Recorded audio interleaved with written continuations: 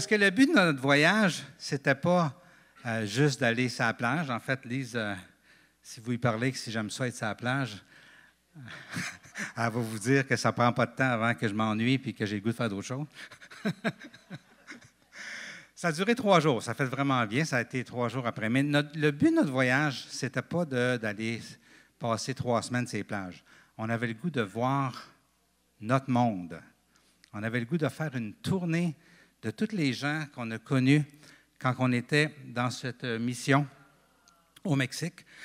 Et je voulais avoir un survol, mais je ne l'ai pas, mais c'est une grande, grande mission parce qu'il y a plein, plein de choses qui se font là-bas. Et comme ceux qui connaissent un petit peu notre histoire savent qu'on a été là, on a vécu là pendant 5 ans. Il y a, on pourrait dire quand on était jeune, je suis arrivé à 32 ans là-bas. Je suis reparti à 38. Donc, ça fait longtemps.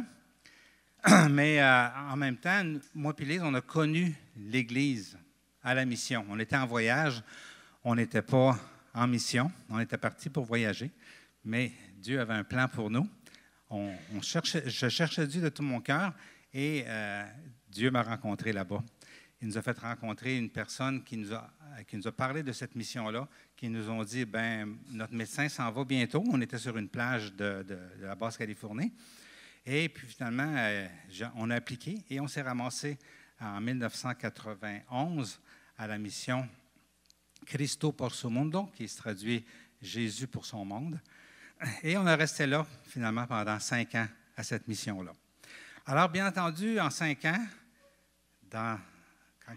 quand on parle d'être dans l'ambiance spirituelle de ce que le Seigneur crée partout sur la terre pour accomplir son plan, il y a plein de choses qui se passent. On a toujours eu l'impression que les 5 ans qu'on a passés là, ça a été comme la moitié de notre vie. Même si on est rendu à le dis-tu? Vous vous en doutez? Mais c'est comme s'il s'était passé autant d'affaires en 5 ans qu'il s'en est passé dans tout le reste de notre vie. Alors, puis, bien entendu, on a vécu des connexions avec plein, plein de gens. Et ces connexions-là, on est retourné plusieurs fois là, durant les 30 dernières années, mais ce voyage-ci, on a pu voir la gloire de Dieu, la fidélité de Dieu, la bonté de Dieu, dans tout ce qui a trait à ces interrelations-là, dont le sacrifice de Jésus sur la croix ouvre. Non seulement Jésus a ouvert la porte vers le ciel, mais il a ouvert la porte entre nous. Et je me souviens que la première fois que j'ai réalisé ça, on était à mission, ça faisait pas longtemps. Moi, c'était tout nouveau pour nous autres. Au début, c'était vraiment bizarre. Puis ça, ce qui se passait là, il y avait même des gens, vous ne croirez pas ça, qui étaient dans des rassemblements de même. Ils chantaient les mains dans les airs. C'est fou, hein? Il y avait des gens qui faisaient ça. Fait que ça a été, pour moi, pour Élise, quelque chose de...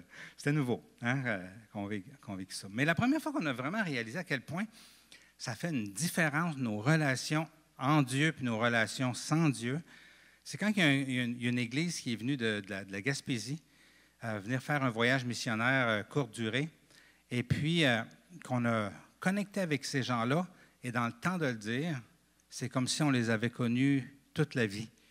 On était connectés à eux autres, puis pourtant on ne les connaissait pas.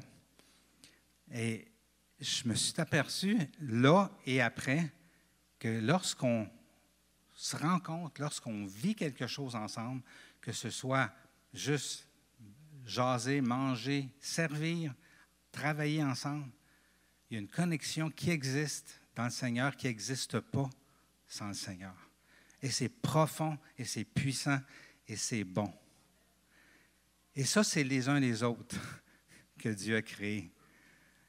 Il n'a pas juste créé vertical, moi avec vous, mais entre vous, je crée quelque chose de nouveau que vous n'avez jamais connu avant. Amen. Alors, le titre de mon message aujourd'hui que je vous donne, « Les fruits éternels de les uns les autres ». Et ce que j'ai à cœur de faire, c'est de vous raconter un petit peu ce qu'on s'est aperçu à travers toutes ces rencontres-là qu'on a faites pendant 3 semaines, pendant nos vacances. Et vous allez voir à quel point Dieu est bon et fidèle dans nos relations les uns les autres.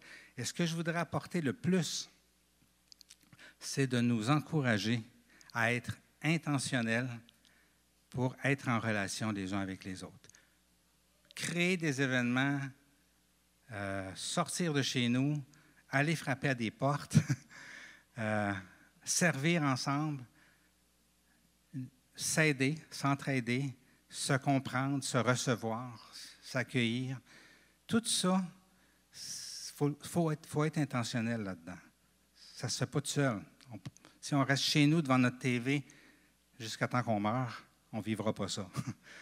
Mais si on est intentionnel, si on y croit, et c'est ce que je voudrais faire ce matin, qu'on y croit encore plus. Je sais que vous y croyez, mais qu'on y croit encore plus, à quel point Dieu est grand et puissant dans les uns les autres.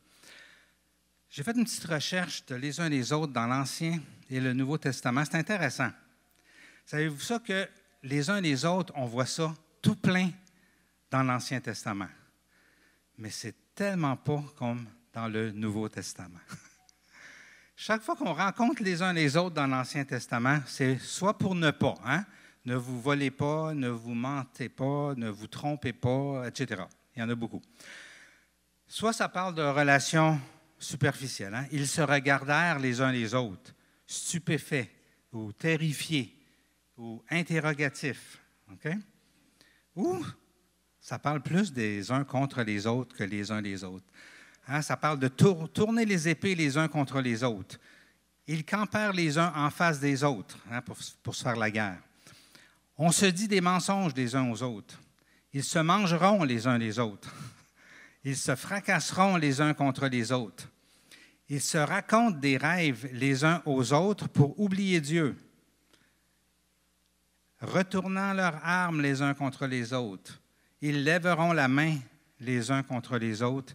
Ils se dresseront les uns contre les autres. C'est fou. Tu explores tout l'Ancien Testament, c'est ce que tu vois dans les uns les autres. Hein? Puis il y a quelques versets, j'en ai vu 2, où ce que c'est positif, dans Ézéchiel, dans Zacharie. Et savez-vous, ça parle de quoi? Quand le Messie va être arrivé. Dans Ézéchiel, c'est la vision où on voit les eaux. Hein? Dieu dit prophétise sur ces eaux secs, puis les eaux se sont mis à se rapprocher les uns des autres. Okay? Et la chair est venue dessus, et Dieu envoyait une prophétie de ce qu'il était pour faire lorsque Jésus serait venu et qui rebâtirait l'humanité. Et dans Zacharie, ça parle de la pierre qui est Jésus-Christ qui va venir. Et ça dit, ce jour-là, déclare l'Éternel, le Maître de l'univers, vous vous inviterez les uns les autres au milieu des vignes et des figuiers. C'est fou, hein? C'est intéressant d'explorer ça. Jésus est venu changer. On sait que dès Adam et Ève, aussitôt qu'il y a eu le péché est rentré, déjà entre ces deux-là, ils étaient divisés. Puis ils se sont mis à s'accuser l'un et l'autre. Et ça a continué tout le temps. Jésus est venu restaurer nos relations de couple, les pères avec les enfants avec les parents, et les êtres humains les uns avec les autres. Quand on regarde dans le Nouveau Testament et qu'on voit tout ce qui parle des uns des autres, Jerry nous a emmené une bonne liste la semaine passée, puis il nous a même fait la grâce de toutes les classifier. Dans le Nouveau Testament, c'est tellement différent de l'Ancien. Hein?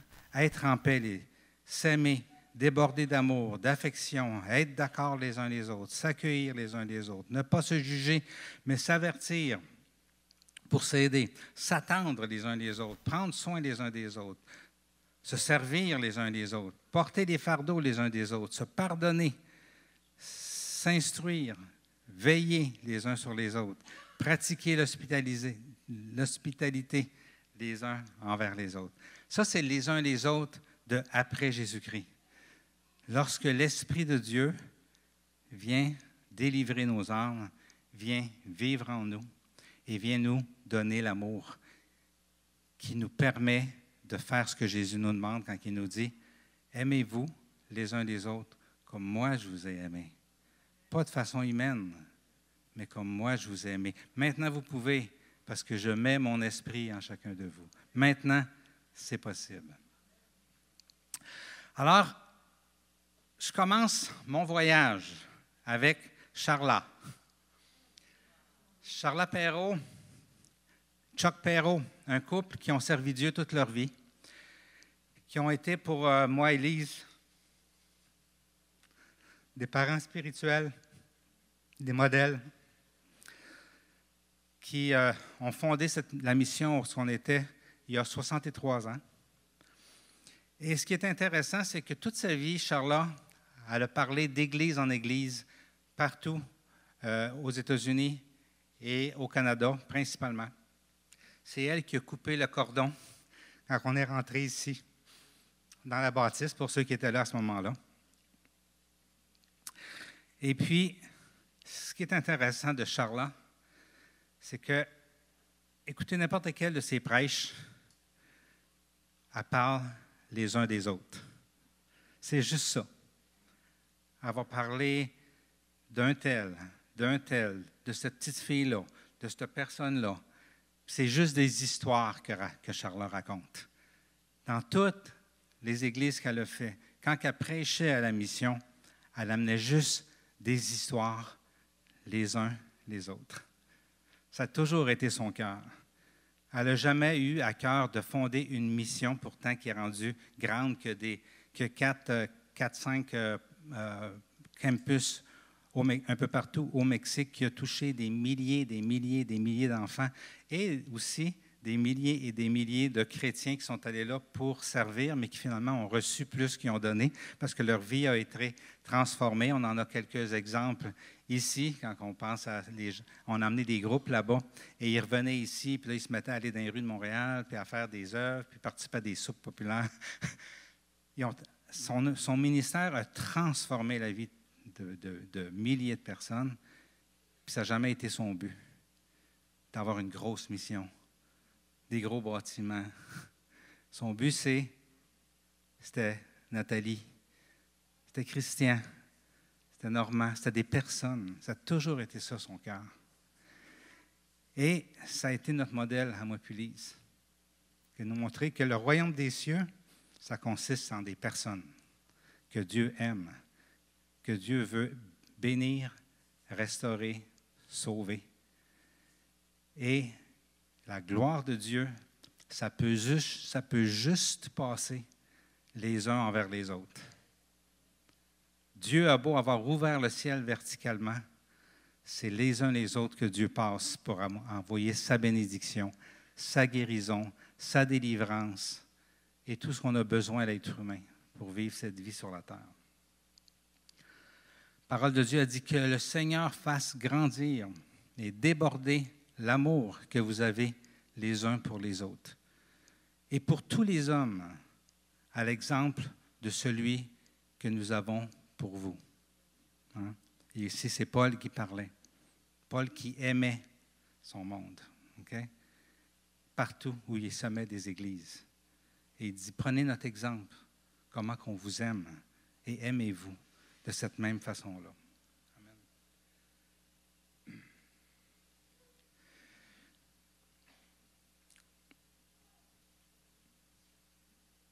Donc, à l'Église, on ne bâtit pas l'Église. À l'Église, on bâtit des relations. Amen. Des relations d'amour pour faire avancer le royaume des cieux, parce que le royaume des cieux ne consiste qu'en cela. Un réseau de personnes qui s'aiment comme Jésus nous a aimés. Donc, il y a une trentaine d'années, on a connecté de cette façon-là avec plein de gens. Et on s'est aperçu que malgré nos lacunes, malgré qu'on est en apprentissage, qu'on n'est pas tellement bon à aimer, qu'on a de la misère à se pardonner, qu'on se fait mal les uns les autres, et tout ça, malgré tout ça, parce qu'on est humain, Dieu fait son chemin. Et il nous montre combien qu'il est bon de vivre les uns avec les autres. Fait que je vous parle de plusieurs personnes, OK? Je commence par Maria. Maria, c'est elle qui nous a accueillis quand on a atterri là-bas 3 semaines au début de nos vacances. En atterrissant, on s'est en allé chez eux au Mexique et elle nous a reçus. Et cette femme-là, elle a le don de l'hospitalité, comme parlait Jerry et Cathy la semaine passée. Elle reçoit les gens. Elle les accueille dans sa vie, elle les accueille dans sa maison, elle les accueille partout où elle est. Ça, c'est son cœur. Okay? Et cette femme-là a eu un gros impact dans notre vie de nous accueillir comme on était il y a une trentaine d'années. Et étant donné qu'elle est accueillante, elle nous a connectés avec plein de monde, dont des médecins que j'avais besoin pour prendre ma place quand j'ai décidé de m'en revenir au Canada et plein de connexions comme ça. Hein? Femme de connexion. Donc, elle nous a reçus. On était bien reçus, on s'est sentis aimés. Et on s'est aperçu que Maria elle vivait quelque chose de vraiment difficile. Ses enfants qui étaient en feu pour le Seigneur ont complètement lâché le Seigneur. Elle est dévastée de ça. C'est difficile pour elle. Et finalement, à un moment donné, elle a arrêté d'aller à l'Église. Elle n'a jamais arrêté de croire, mais déçue, déçue de la tournure des événements, déçue et souffrante dans son intérieur. Maria, en nous recevant, on a pu partager. On a pu prier ensemble. On a pu pleurer ensemble. Le dimanche, j'ai dit, Maria, on va à l'église. Nous, on ne peut pas passer un dimanche sans aller à l'église. J'ai toujours dit que le highlight de mes vacances, c'est toujours quand ça arrive le dimanche, puis je vais dans une nouvelle église. Et Maria nous a apportés à l'église. On a été bénis à cette église-là, on est revenus. Et Maria, quand on a fini notre séjour chez eux, elle nous a dit, je pense que je vais recommencer à aller à l'église. Je sais que c'est le plan de Dieu, c'est ça que Dieu veut. Je vais faire tous mes efforts, je vais y aller. On continue de prier pour que ça ne soit pas juste une promesse. Mais ce que je veux vous apporter par ça, c'est que même quand on exerce l'hospitalité pour les autres, et vous allez voir que tout tourne autour de ça dans ce que je vais vous apporter aujourd'hui, c'est nous qui recevons aussi. Pourquoi? Parce que les uns les autres, c'est à double sens. C'est nous envers l'autre et l'autre envers nous. Chaque fois qu'on fait un effort pour reacher, pour atteindre l'autre personne, il y a toujours un retour. Parce que le royaume des cieux, il est fait comme ça. Il est fait de liens aller-retour entre nous. Et Maria, dans son grand cœur d'hospitalité, elle a été visitée par Dieu, puis elle a le goût de reprendre vie, de reprendre sa foi en main et de revivre les merveilles parce qu'elle a vécu plein de belles choses dans son passé que Dieu lui a donné. Amen. Un autre cœur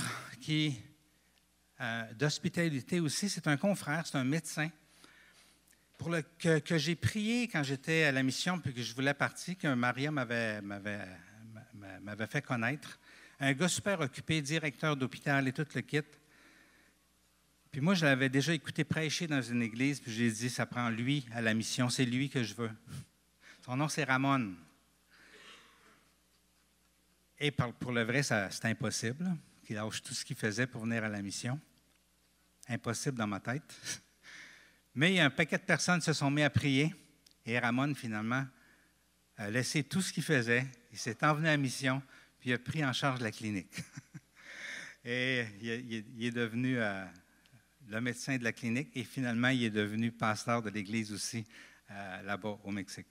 Donc, Ramon, là son temps à la mission est fait. Il est retourné directeur et il est bien impliqué dans son église, mais il devait nous recevoir. On devait aller manger ensemble. C'était prévu dans notre voyage.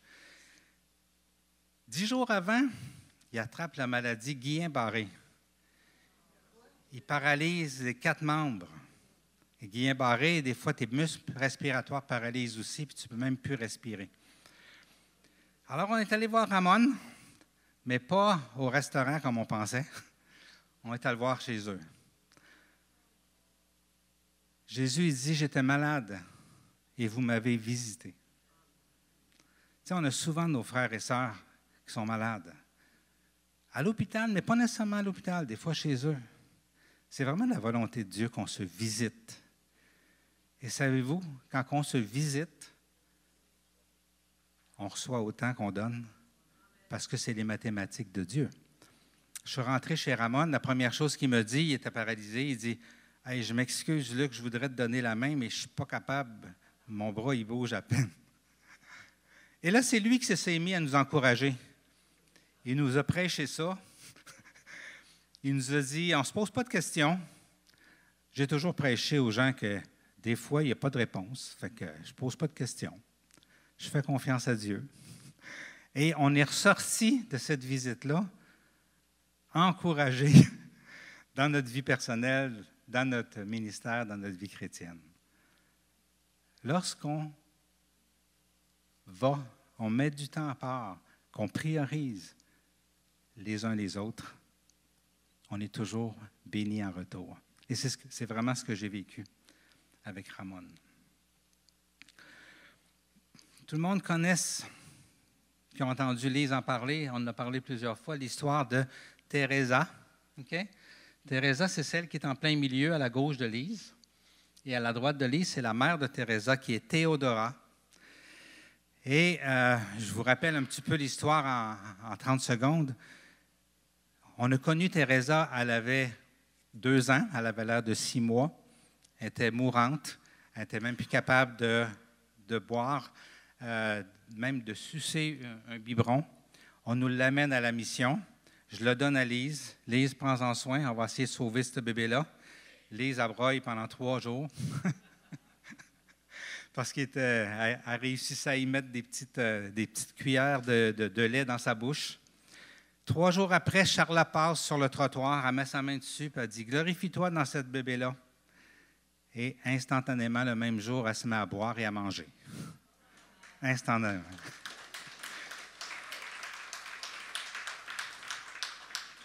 Ça l'a montré à Lise que Dieu n'est pas si lointain. Elle croyait en un Dieu lointain. Soudainement, Dieu était tout près d'elle pour répondre à ses prières, pour sauver un petit bébé. Et Teresa a grandi. Elle est là avec son mari aujourd'hui et ses enfants. Un beau couple, une belle famille. Et sa maman, qui est à la droite de Lise, Théodora, quand on l'a connue, c'était une dame rejetée, abusée, une dame qui se faisait exploiter par les hommes, qui a eu des enfants avec plusieurs hommes qui leur contaient des belles histoires, puis un coup, qui avait ce qu'il voulait, il s'en allait, puis il ne revenait plus jamais. Femme remplie de honte, qui n'osait même pas nous regarder.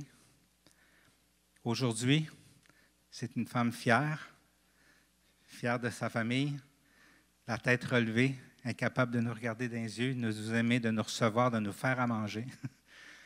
Toute une différence, une femme complètement restaurée.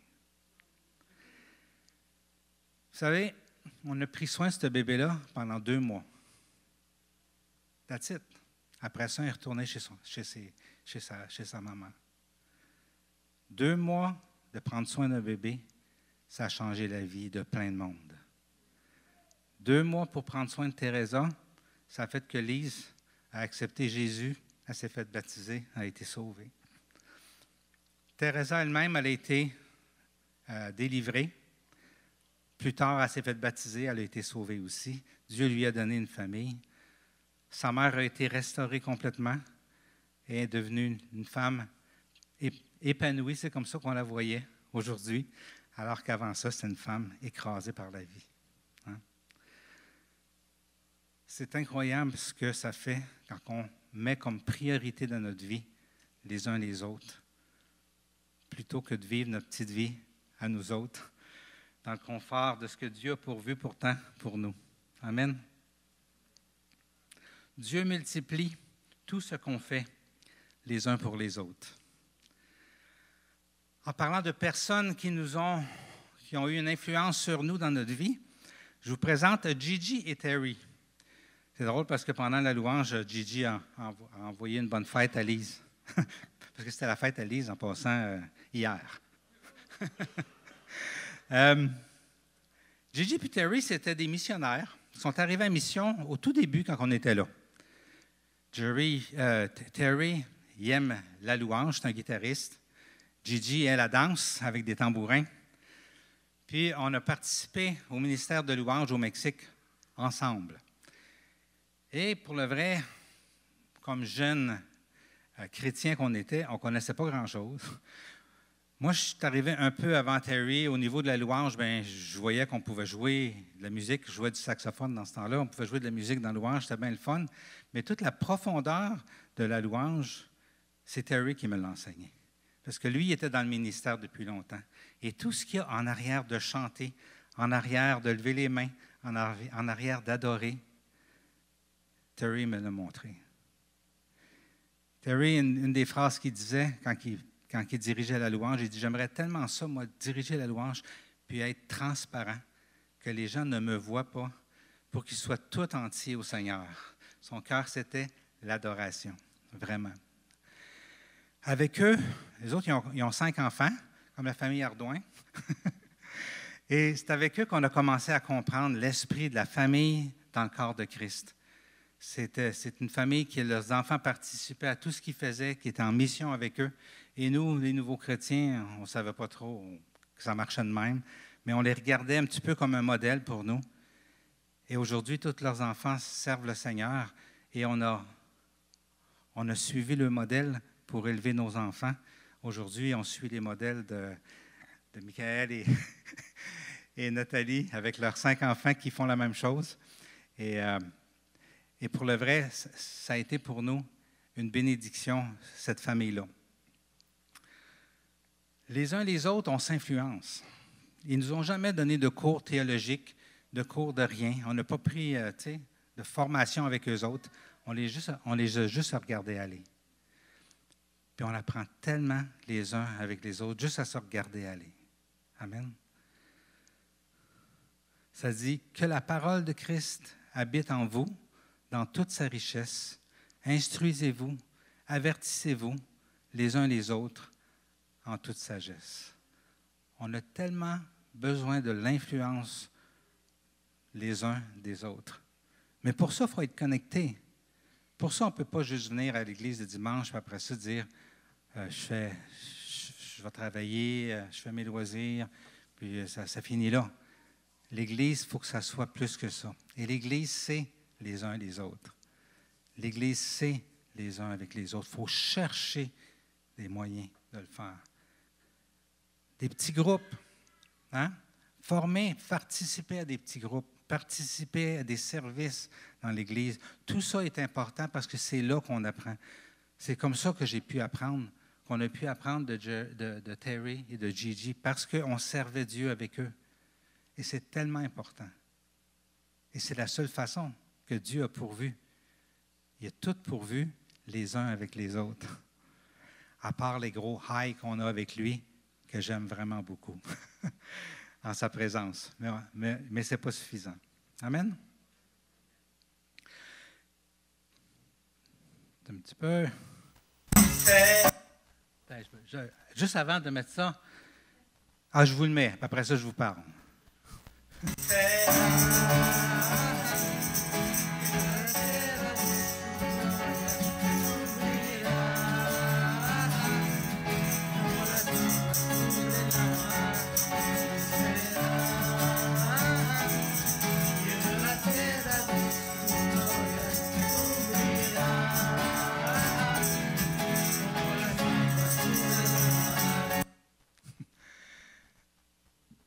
J'avais à cœur de vous mettre ça. Pour vous raconter ça, on a vécu ça il y a une couple de semaines, mais on a vécu ça il y a aussi à peu près une quinzaine d'années, ou une dizaine d'années, alors qu'on est allé visiter pas Jerry, on peut visiter aussi Jerry. On est allé visiter Terry et Gigi chez eux, et ça ne filait pas. Ils venaient de vivre quelque chose de vraiment difficile, vraiment, vraiment difficile. Et ça ne filait vraiment pas. Ils étaient assez démolis en tant que personne, en tant que couple, même en tant que famille. Ça affectait toute la famille. Et on allait à la mission Et on a arrêté chez eux en passant à Los Angeles, où ils vivent. Et puis, pour le vrai, je ne savais pas quoi leur dire. Je ne savais pas comment les encourager. Tu sais, les chrétiens qui connaissent la parole et qui sont habitués dans le corps de Christ, tu entends tout le temps les mêmes réponses.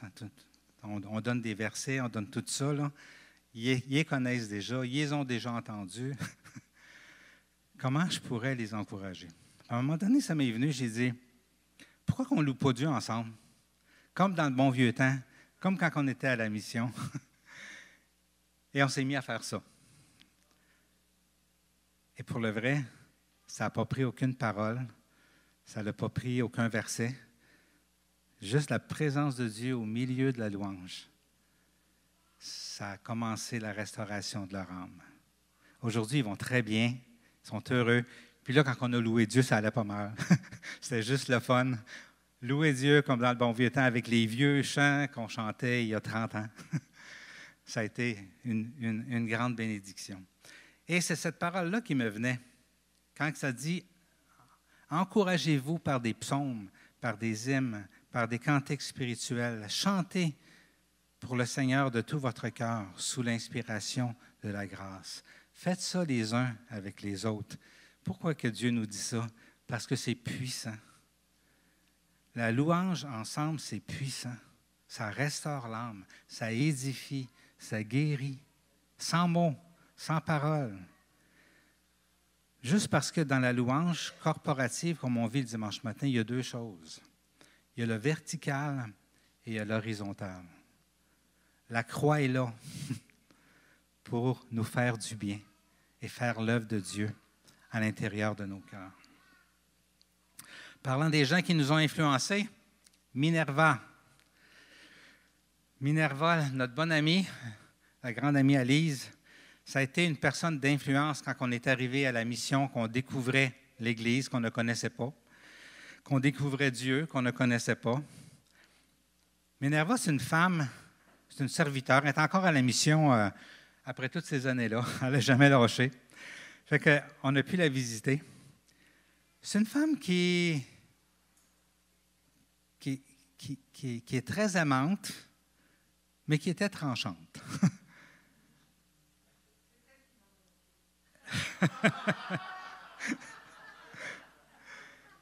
Quand Lise, elle avait de la misère avec moi, là, c'est arrivé souvent dans sa vie que Lise avait de la misère avec moi, ben, elle allait se plaindre à Minerva. Puis c'est pas que Lise n'avait pas raison de se plaindre. Mais Minerva encourageait, comme la Bible a dit, aux vieilles femmes, encourager les jeunes femmes à aimer leur mari. Fait qu'elle ne l'encourageait pas à dire « Luc, il est fin, il est beau, c'est impossible qu'il ne soit pas fin ». C'est pas ça qu'elle disait, parce que ce n'était pas vrai. Elle montrait comment m'aimer malgré ce que j'étais. Amen. Minerva nous a montré plein de choses, parce que lorsqu'on connecte les uns avec les autres, Dieu se manifeste pour nous instruire, pour nous former, pour nous faire grandir. Quelque chose qui est intéressant, c'est que chaque fois elle ne nous a jamais donné de cours, encore là, systématique, rien de ça. On jasait tout simplement, on partageait pendant la soirée. On a tellement appris avec cette dame-là. Chaque fois qu'on se réunissait, on finissait toujours par un moment de prière. Et pour le vrai, quand on finissait par un moment de prière, c'était tellement intense. La présence de Dieu venait s'installer. Toutes les trois, on pleurait. Puis des fois, on priait pour toutes sortes de choses. On priait pour les étudiants de l'école biblique parce que Minerva était responsable de l'école biblique dans ce temps-là. On priait pour les jeunes étudiants. On priait pour des choses qui se passaient à la mission, pour nos vies, tout ça. Mais la présence de Dieu était tellement puissante.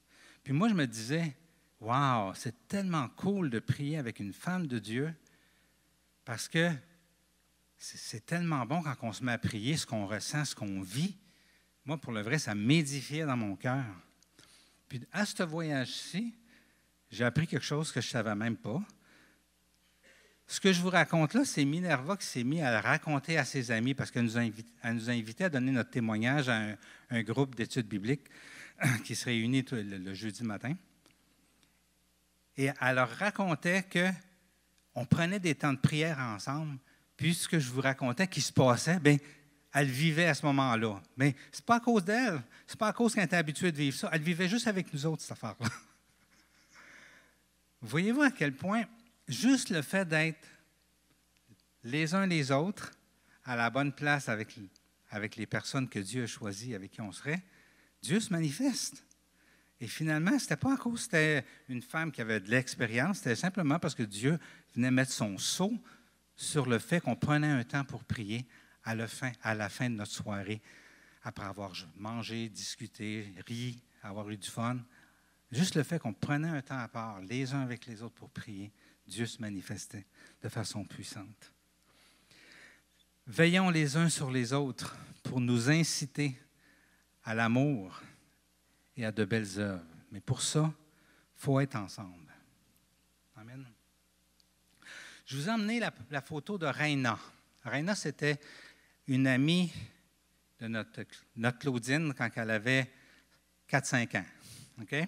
Quand on était à la mission. Et c'était aussi la fille de Federico. Et Federico, quand je suis parti de la mission, son papa, il y a quelque chose qui s'est passé, je ne sais pas quoi, mais il nous en voulait. Quand je suis allé le saluer en partant de la mission, lui et sa femme, il était la face toute défigurée, comme il était fâché après nous autres. Puis pour le vrai, je ne sais pas ce que j'avais fait. C'est sûr que s'était passé des affaires au courant de notre histoire. À un moment donné, lui il était directeur de louange, puis le pasteur avait décidé de me mettre là. Mais ça n'avait pas l'air à l'avoir affecté. On avait continué d'avoir des relations, mais je ne sais pas, à la fin, il s'est passé quelque chose que je ne suis même pas au courant encore aujourd'hui. Mais il nous en voulait. Et j'ai été pendant des années à avoir ça sur le cœur. Il y a quelqu'un qui m'en veut dans le monde. Moi, je ne suis pas bien quand quelqu'un m'en veut dans le monde. Puis je ne savais pas comment réparer ça. Tu sais, j'aurais pu lui dire, je m'excuse, Federico. J'aurais pu le rencontrer puis aller le voir. J'ai fait bien des voyages missionnaires, mais je n'allais jamais le voir. Puis j'aurais pu aller le voir, dire, hey, qu'est-ce qu'il y a eu? Pourquoi tu te... Mais non, j'allais là, puis je restais avec mon fardeau sur mes épaules de que quelqu'un m'en veut dans le monde. Et il y a quelques années, au 50e anniversaire de la mission, il y a 7 ans, on est allé, moi puis Lise. Federico, il nous voit, il était le caméraman officiel de l'événement. Puis il nous voit, puis il vient nous voir, puis il dit, je vous invite à souper. Puis il nous invite à souper. Puis il nous invite chez eux. Puis tu voyais de façon intentionnelle, il avait le goût de nous dire, le pardon est plein dans mon cœur pour vous. J'ai le goût de renouer, j'ai le goût de vous serrer, puis on s'est serré dans nos bras. J'ai le goût à nouveau de vivre les uns les autres qui ont été si glorieux pendant nos années passées, avant que quelque chose se passe que je n'ai jamais su c'était quoi. Mais si vous saviez à quel point ça nous a fait du bien, à moi et à Lise, ça nous a libérés, et je sais que ça l'a libéré lui aussi et sa femme. Soyashi était parti avec un contrat loin, il n'a pas pu, mais il nous a salués, il était content qu'on soit là, il aurait aimé ça nous voir, mais ça ne l'a pas donné. Mais sa fille me rappelait que lorsqu'on pardonne, c'est puissant pour libérer non seulement celui qu'on pardonne, mais nous-mêmes. Et des années après, ça dure encore. La liberté est arrivée, pas pour se perdre à nouveau, mais pour rester là. Supportez-vous les uns les autres. Et si l'un de vous a une raison de se plaindre d'un autre, pardonnez-vous réciproquement, tout comme Christ vous a pardonné aussi. Amen. C'est bon de pardonner, c'est bon de demander pardon aussi. Et je vais vous parler un peu de mes étudiants de musique. Moïse est un de nos étudiants de musique. Je vais essayer d'être bref dans l'histoire avec Moïse. Mais Moïse, j'avais un fardeau sur mes épaules. Je sentais qu'il fallait que je lui demande pardon depuis 30 ans. Et je ne l'avais jamais fait. Je n'avais jamais revu Moïse, en fait, depuis que j'avais quitté la mission. Moïse, c'est un jeune étudiant on était bien connectés ensemble. Les uns les autres étaient très bons. Puis il a toujours resté bon après. OK? En fait, lui-même était surpris que j'y demande pardon, parce qu'il n'était même pas au courant de ce que j'avais fait. Mais c'est intéressant parce que ce jeune-là, à un moment donné, moi puis Lise, on a donné à un groupe de jeunesse, on a donné notre témoignage de notre vie. Puis je leur ai raconté comment que j'avais vécu. On avait sorti ensemble, on n'était pas chrétiens, puis on couchait ensemble, puis notre vie allait mal. Quand on était bons amis, tout allait bien, mais quand on a commencé à avoir des relations sexuelles avant le mariage, moi puis Lise, ça a chaviré, ça a foiré. Finalement, on s'est mariés, puis finalement, je leur expliquais comment que les voies de Christ sont bonnes pour nous, pour notre bien. C'est pour ça qu'il nous demande ça. Parce que quand on est dans ses voies, tout est différent. Mais Moïse, lui, il a dit, ouais, ben, si Luc et Lise l'ont fait, moi et ma blonde aussi, on pourrait le faire. Finalement, sa blonde est tombée enceinte. Et puis, ce qui s'est passé, que je regrettais jusqu'à ce jour, c'est que le pasteur de l'Église, il est venu me voir avec son père, puis il dit, qu'est-ce que tu penses qu'on devrait faire avec Moïse et sa blonde? Il vient demander ça à un jeune chrétien. Moi, j'avais peut-être 3 ans de vie chrétienne. Je ne connaissais rien, je ne connaissais presque pas la parole dans ce temps-là. Mais tu sais, quand quelqu'un te demande quelque chose, ça te monte en tête. Tu te sens important. Fait que j'ai donné une réponse sûre de moi. Bien, d'après moi, il devrait se marier. Pour le vrai, ça a été... Il s'est marié. Pendant qu'on jasait, il me dit, Luc, je me suis marié parce que mon père m'a toujours dit, l'homme doit prendre ses responsabilités pour tout ça. Fait que peu importe ce que tu aurais dit, je me serais marié quand même. J'avais ce sens-là. Mais moi, je portais ça parce que ça a été un désastre après. Sa femme n'était pas croyante, elle n'est pas plus aujourd'hui. Finalement, elle a mené la vie dure, elle finit par partir loin de lui avec d'autres hommes et tout ça. Elle a emmené son enfant. Son enfant n'est jamais revenu à lui. Il n'a jamais pu voir cet enfant-là. Elle a toujours refusé de signer un divorce. Il n'a jamais pu se remarier. Il a rencontré une autre fille plus tard, finalement. Il s'est marié dans l'Église, mais sans papier devant le gouvernement. Pourquoi? Parce que c'est impossible. Le papier de divorce ne pouvait pas. Ça a mal viré avec cette fille-là aussi. Puis finalement, sa vie à Moïse, ça a été une grosse souffrance. C'est un jeune homme qui s'est tourné vers Dieu. Moïse, il me dit, tu sais, le matin que je suis allé pour coucher avec Lorena, il dit, je dois t'avouer quelque chose. J'ai vu un ange tout blanc devant moi, alors que je m'en allais chez elle. Puis ça me secouait. Puis il dit, malgré ça, je suis allé quand même. Ça, je n'avais jamais entendu parler de cette histoire-là. Aujourd'hui, Moïse est blessé parce qu'il a été jugé, il a été renversé par l'Église. Il s'est éloigné de l'Église. Mais il a vécu quelque chose avec Dieu, puis il a dit à Dieu, je veux te servir, fais quelque chose pour que je puisse te servir. C'est mon cœur de te servir, mais je ne sais pas comment. Je suis déçu, ma vie, ça a tout viré mal, je ne sais pas quoi faire. Il me semble que j'ai déjà été appelé à te servir, mais je ne sais pas comment je vais faire pour te servir.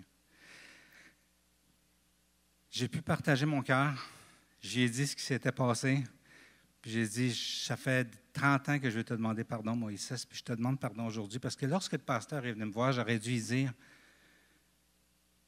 pourquoi tu me demandes ça à moi? Je suis un jeune chrétien, je n'ai pas ce qu'il faut. J'aurais pas dû te répondre quelque chose. J'aurais juste dû dire, regarde, va chercher des sages, prier, chercher Dieu, mais moi, je ne sais pas qu'est-ce qui devrait être fait pour Moïse. Puis j'ai dit à Moïse, tu sais, Moïse, tu aurais dû avoir quelqu'un de sage, proche de Dieu, qui t'accompagne là-dedans, qui dit, regarde, OK, tu as fait une gaffe, c'est pas grave, essaye, prends ton temps, précipite-toi pas dans le mariage, vivez chacun de votre côté, regarde quelle sorte de fille elle est, fréquentez-vous de façon saine, puis il aurait vu tout de suite que la fille, c'était pas pour lui, puis il aurait eu la chance de se refaire une vie. On a pleuré ensemble, on a prié ensemble, Moïse a vraiment senti que Dieu lui donnait une chance de repartir, de recommencer. J'ai pu avoir des paroles que le Seigneur me donnait pour lui, d'encouragement, et je sais que Dieu a un plan pour moi, Moïse, un plan puissant. Même 30 ans après, ça vaut la peine d'aller voir quelqu'un qu'on pense qu'on a fait quelque chose qu'on demande pardon. Parce que ça fait toute la vie dans la vie d'une personne. Ça restaure des vies. Ça donne une chance de repartir à zéro. Peut-être j'aurais dû le faire avant. Il faut le faire. C'est ce que Dieu nous demande. Ça dit, avouez vos fautes les uns aux autres et priez les uns pour les autres afin d'être guéris. C'est puissant. Afin d'être guéris. La prière du juste agit avec une grande force. Amen. Je vous parle brièvement de Lalo, mon autre étudiant de médecine. Je n'ai pas de photo pour lui. Mais Lalo, lui, ça allait bien quand il est parti de la mission. Il s'est marié, il a eu une fille, il était responsable de la jeunesse dans son église. Mais à un moment donné, il a fait des mauvais choix à cause de beaucoup de souffrances qu'il a vécues avec sa femme. Et aujourd'hui, ça ne va pas bien sa vie. Comme je fais à chaque fois que je vais au Mexique, je l'ai invité à déjeuner. Il est venu. Puis il me racontait qu'il ne vivait plus selon les voies de Dieu, qu'il n'était plus avec sa femme, qu'il vivait à sa façon. On a aussi parlé, on a aussi prié, on a aussi pleuré ensemble. Jerry, j'ai aimé la manière qu'il a apporté la différence entre le jugement et déclarer des faits. Mais je voudrais juste rajouter à ça que même quand on déclare des faits, on a deux choix aussi, juger ou pas juger. Et c'est quoi la différence entre les deux? C'est ce qui se passe dans notre cœur par rapport à la personne qui a fait des mauvais choix. Il y a une raison pourquoi que les personnes ont fait des mauvais choix. Il faut chercher à les comprendre plutôt que juger que c'est juste des mauvais chrétiens. Il faut comprendre pourquoi ils vivent ça. Et c'est juste en comprenant qu'on peut les aider à cheminer. Et c'est important. Oui, il faut se dire les vraies choses, mais sans se juger dans notre cœur, mais plutôt se comprendre. Amen. J'ai pu faire un gros câlin à Lalo et lui dire, comme je lui ai dit souvent parce qu'il n'y avait pas de père, à Lalo, j'ai dit « mon fils » en le serrant fort. Puis avec le moton dans le cœur, il a dit « mon papa ». Je sais que Lalo a besoin, il y a des choix à faire, il y a des changements à faire, mais il a besoin d'avoir des gens qui croient en lui, qui l'aiment malgré ses choix et qui est là pour lui. C'est la seule chance qu'on a d'avoir les uns les autres dans nos vies pour pouvoir avancer. Amen. Ne jugez pas et vous ne serez pas jugés. Ne condamnez pas et vous ne serez pas condamnés. Pardonnez et vous serez pardonnés. Et Paul dit, « En ce qui vous concerne, mes frères et sœurs, je suis personnellement convaincu que vous êtes pleins de bonnes dispositions, remplis de toute connaissance et capables de vous avertir les uns les autres, mais sans jugement. » Comme Jerry disait la semaine passée, avec amour. Amen. Je vais être obligé de passer vite parce qu'à moins quart, on commence, ou peut-être moins 10, on commence à vous expliquer la route de prière de cette semaine. Donc, je vais être obligé de sauter ça, je vous en parlerai un jour. Je m'en vais vers ma conclusion. Je fais une petite parenthèse avec cet élève de musique-là, Jonathan. Moi, j'ai le goût de vous en parler juste pour vous encourager à participer à toutes les familles qui sont ici, à Tribu Enflammée, au camp famille et aux tournées FJ. Ce jeune-là, c'est un jeune qui a grandi à la mission. Mais savez-vous, c'est quoi qui a changé sa vie? C'est un voyage avec les fabricants de joie, comme organisent Nathalie et Michael, avec Laurent. Quand je suis arrivé à la mission, il y avait un voyage de jeunesse en mission qui s'en allait en Espagne avec une gang de jeunes pour une dizaine de jours. Puis ils sont revenus. OK? Ce gars-là, sa vie a été touchée à ce moment-là. Un jeune rejeté par ses parents, un jeune qui a grandi à l'orphelinat, mais touché par le Seigneur parce qu'il a participé à quelque chose qu'un chrétien organise ou un organisme chrétien organise pour le bien du peuple de Dieu. Okay? C'est ce que Michael, Laurent et Nathalie font. Ils organisent des choses pour le bien des familles. Participez-y, ça change la vie. Jonathan, suite à ça, quand il est devenu adulte, il a fait 11 ans temps plein à Jeunesse en mission. Et après ça, Dieu lui a dit, maintenant, tu vas aller dans quelque chose d'autre. Et il est devenu un agent d'immeuble. Et dans son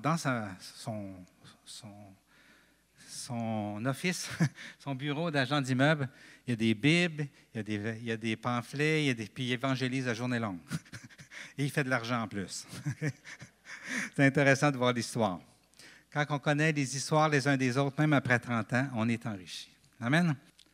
Dieu nous dit, saluez-vous les uns les autres par un baiser plein d'amour. Et Charlotte, qui aujourd'hui, à cause d'ACV, est plus capable de parler, on l'a visitée chez elle, elle nous sourit, elle nous entend, elle nous comprend, mais elle n'est plus capable de parler. Elle a 93 ans. Lorsqu'on est parti, moi puis Lise, Charlotte, elle a suivi sur le toit en haut, d'où ce qu'elle reste. Ça lui a tout pris pour se rendre, faire les 200 pieds qu'elle avait à marcher pour se rendre là, juste pour pouvoir nous faire un beau bye-bye. Pendant qu'on partait, après l'avoir visité. Il n'y a pas de fin les uns les autres. Et Charlotte, jusqu'à la fin de sa vie, a continué à vivre les uns pour les autres. Et on a tout à gagner à vivre les uns pour les autres. Je finis en vous disant, les uns les autres, ça commence à l'Église. Peu importe l'Église. L'Église, c'est le plan de Dieu. C'est là qu'il rassemble son monde. C'est là qu'on peut connecter et en dehors du dimanche matin, continuer à faire d'autres choses. Mais ne nous privons pas du plan de Dieu qui est l'Église. On a visité 5 églises pendant qu'on n'était pas là. Ça, c'est l'église, ma première église dans ma vie qui nous a envoyés ici pour être missionnaires. Donc, nous autres, on est des missionnaires envoyés du Mexique. Une église d'à peu près 500 personnes. Ça, c'est une église qu'on a visitée, une autre église qu'on a visitée au Mexique. Les autres, ils sont à peu près 150 comme nous. Ça, c'est une église d'à peu près 30-40 des enfants de Terry et Gigi qu'on a visités. On a été bénis. Et peu importe la grosseur, on a été bénis. Et je vais terminer en vous parlant de cette église-là de 2000 personnes que l'église où Terry et Gigi vont. Ils ne vont pas celle de leurs enfants, mais ils vont à celle-là. Et leur message, c'était les uns les autres. Et j'ai trouvé ça intéressant. Ils ont dit des choses intéressantes. Une des choses qu'ils ont dit, c'est qu'on parle beaucoup dans l'Église évangélique de la relation personnelle. Mais malheureusement, il y a beaucoup de gens qui entendent la relation personnelle avec Dieu comme une relation privée. Et Jésus n'a jamais demandé qu'on ait une relation privée avec Dieu. Ça n'existe pas dans le royaume des cieux, une relation privée avec Dieu.